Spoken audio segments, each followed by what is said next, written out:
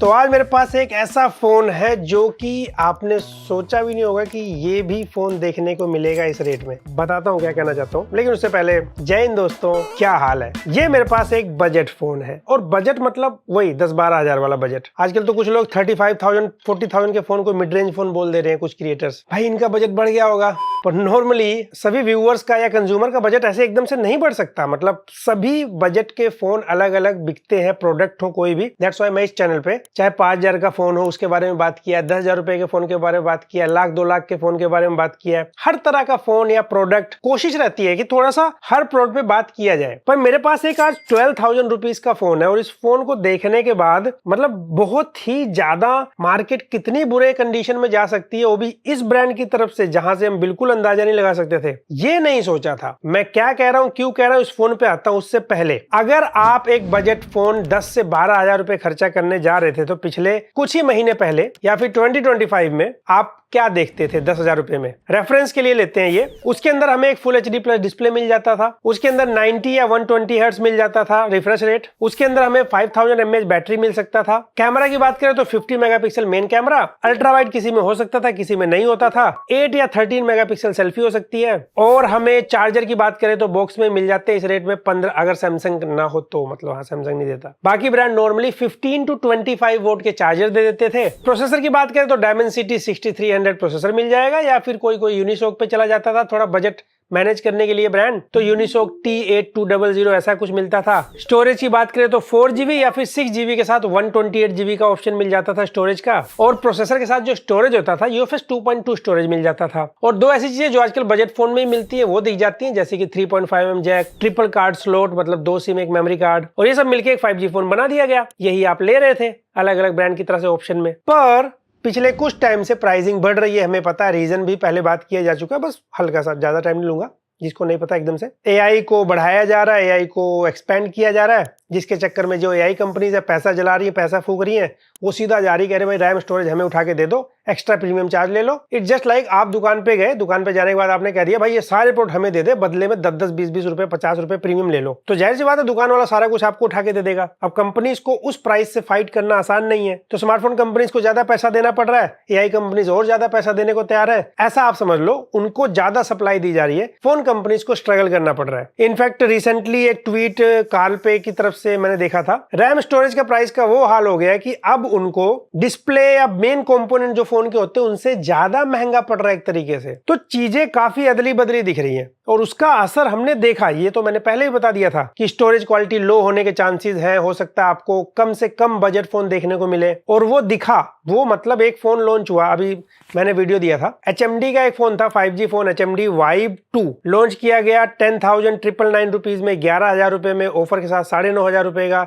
Launch करने के हफ्ते बाद ही उन्होंने प्राइस बढ़ा दिया, 12,000 रुपीज का हो गया वो फोन 12,000 का। पर अगर हम थोड़ा सा जज करें, वो जस्ट अभी लॉन्च हुआ, अगर उस पर हम थोड़ा जजमेंट लेने की कोशिश करें पहले वर्सेस अब, 10,000 रुपए में ये सब एक्सेप्टेबल नहीं था, बट मार्केट के हाल की वजह से इन्होंने EMC स्टोरेज दिया, तो मिला हमें 5G फोन। कॉम्प्रोमाइज प्राइस का असर देखने को मिला, इसीलिए मैंने इस फोन को सैडली या गुड फोन बोला था, और सजेशन दिया था कि भाई दूसरे वाले अगर मिल जाए उसको लीजिए, या फिर सेकेंड हैंड फोन लीजिए। अब मिलेगा ही नहीं तो जो है घुमा फिरा के ये दिखा। पर उस फोन का भी रिकॉर्ड इस नए फोन ने तोड़ दिया, और जिस ब्रांड ने तोड़ा ये तो मैंने सोचा भी नहीं था। अब आप सोचिए, HMD वाला जो फोन था, ये आप देख रहे पूरा डिटेल, इसमें भी कॉम्प्रोमाइज करते हैं। और कॉम्प्रोमाइज देखो आप क्या, चलिए HD प्लस डिस्प्ले की जगह HD प्लस डिस्प्ले है, 120 हर्ट्ज की जगह 120 हर्ट्ज है, बैटरी mAh 5200 mAh बैटरी है, ठीक है, 5 से 6,000 6,500 ऐसी दे रहे लोग। रैम स्टोरेज इक्वल है, 4GB रैम 64GB स्टोरेज, यहाँ पे भी UFS 2.2 नहीं दिया हुआ है, EMC स्टोरेज है। चार्जर में कॉम्प्रोमाइज 10 वोल्ट का भाई स्टैंडर्ड चार्जर आ गया, एकदम बेसिक वाला। मेन कैमरा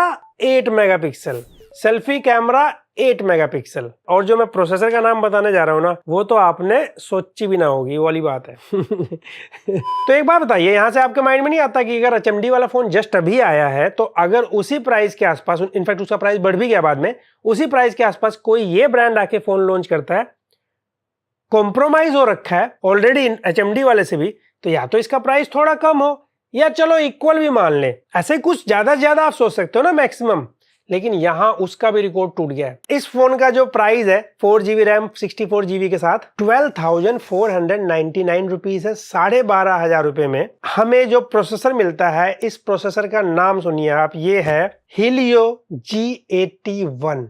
Helio G81 के बारे में जिनको पता है वो तो समझ गए होंगे, जिनको नहीं पता बहुत सारे लोगों को, ये एक 12 नैनोमीटर बेस प्रोसेसर है और ये एक 4G प्रोसेसर है। हाँ जी 4G। 12,500 रुपए में एक 4G फोन आप चला रहे हैं, मतलब 12,500 रुपए में एक 4G फोन लॉन्च हुआ है मार्केट में फ्रॉम अ ब्रांड। अगर आपको मैं ब्रांड जज करने को कहूं तो आप कुछ ऐसा सोचेंगे, होगा कोई offline brand, Samsung, Oppo, Vivo, इस तरह का कुछ हो सकता है, पर नहीं, ये कोई इस तरीके के ब्रांड का फोन नहीं है। ये है फ्रॉम अ ब्रांड जिसका नाम है इन्फिनिक्स।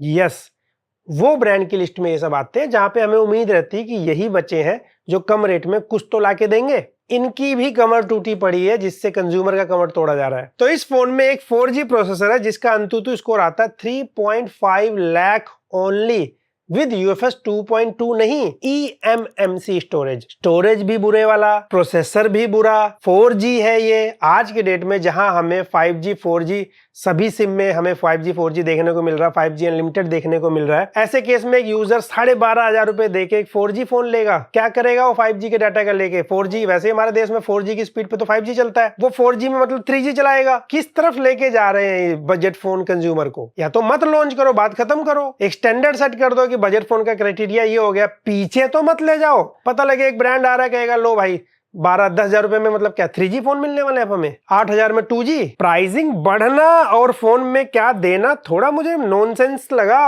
और भी फोन ना सैडली देखने को मिले ये, अगर इन्फिनिक्स ऐसा कर रहा है, बाकी ऑफलाइन वाले क्या कर रहे होंगे? ये भी वैसे इन्फिनिक्स ऑफलाइन में बिकता है, अगर आप नहीं जानते। बहुत सारे लोग इन्फिनिक्स के फोन लेते हैं। बाकी इस फोन का अनबॉक्सिंग दिखा देता हूं मैं आपको। ये इस फोन का नाम है इन्फिनिक्स स्मार्ट 20। ये एक 4G फोन है, ऊपर 8GB रैम लिख दिया, वही वर्चुअल रैम है, बाकी तो है 4GB ही। हाँ, बॉक्स में एक अच्छे वाला कवर दे रखा, चार्जर 10 वोल्ट का स्टैंडर्ड चार्जर है। फोन दिखने में ठीक है, मतलब मैट फिनिश के साथ है, प्लास्टिक मटेरियल ही मिलेगा इस रेट में। एक चीज अच्छी थी कि इन्होंने कम से कम इस रेट में पंच होल दिया हुआ है, वरना यू शेप नोच वाले भी आ रहे हैं। इनफैक्ट सेंसर भी इन्होंने सारे दे रखे थे, वरना जायरोस्कोप वगैरह मिसिंग हो जाता है कई बार। पर यहाँ पे कैरियर एग्रीगेशन का सपोर्ट नहीं है, 4G प्लस नहीं दिखा हमें। बाकी कुछ फोटोज भी क्लिक किए मैंने, डायनेमिक रेंज वगैरह थोड़ा ये बेटर बैलेंस कर लेता। अगर थोड़ा सा प्रोसेसर स्ट्रॉन्ग होता तो इसकी इमेज प्रोसेसिंग HMD से बेटर आती। बाकी क्योंकि इन्फिनिक्स का फोन है तो इसके अंदर आपको पता ही है XOS आता है। इन्फिनिक्स के फोन की वीडियोज में आपने देखा ही होगा, ये साथ में सॉफ्टवेयर अपडेट वगैरह का कुछ नहीं कहा गया इसको। तो बिल्कुल भी इस फोन को आपको लेना नहीं है। इतना भी बुरा मार्केट नहीं हुआ कि 12,500 रुपए के आसपास आप पैसा खर्चा करें और 5G फोन ना मिले। मिल जाएंगे, सेकंड हैंड फोन खरीद लीजिए, कुछ भी कर लीजिए।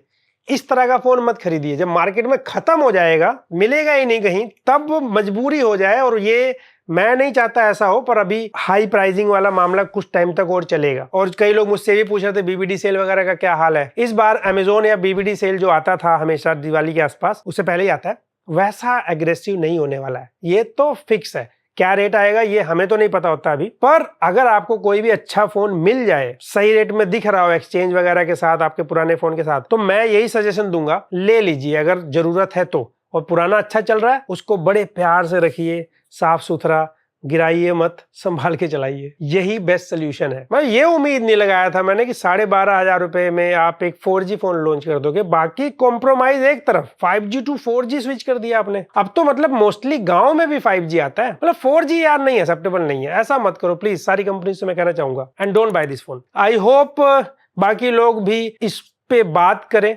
इस मुद्दे पे कि यार हमें 5G फोन तो दो, इतना भी बुरा हाल मत करो कि बजट कंज्यूमर जो है वो एकदम से कुछ खरीद ही ना पाए, और जो खरीदे उसको सही ना मिले। आपका क्या ओपिनियन है कमेंट सेक्शन में जानना चाहूंगा। यही था आज की वीडियो में। पसंद आया तो लाइक शेयर सब्सक्राइब जरूर करिए चैनल को। मैं मिलता हूं आपसे अगली वीडियो में।